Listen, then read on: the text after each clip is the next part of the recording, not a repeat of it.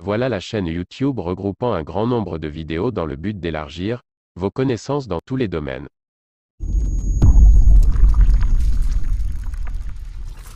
Déçu par l'absence de réaction des États-Unis, le pirate américain œuvrant sous le pseudonyme Page 4X a décidé de perturber l'accès à Internet de la Corée du Nord.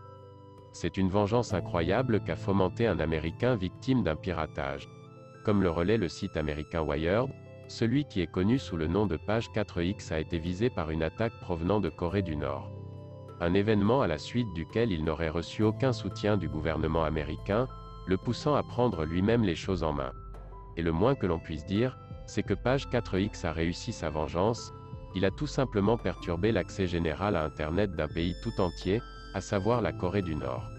Jusqu'à présent, le hacker a refusé de révéler la façon dont il s'est introduit dans le système nord-coréen pour lancer une attaque par déni de service, DDoS, sur ses serveurs et ses routeurs.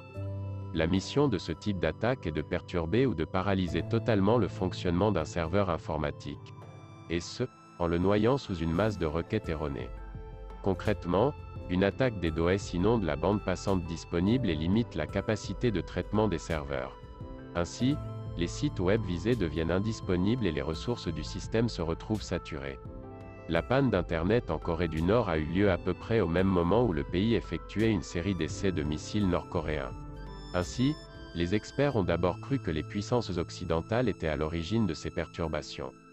Finalement, le magazine Wired a révélé qu'un Américain vêtu d'un t-shirt, d'un pantalon de pyjama et de pantoufles, assis dans son salon nuit après nuit, regardant des films d'aliens et mangeant des snacks de maïs épicé, était l'auteur de cette perturbation nationale.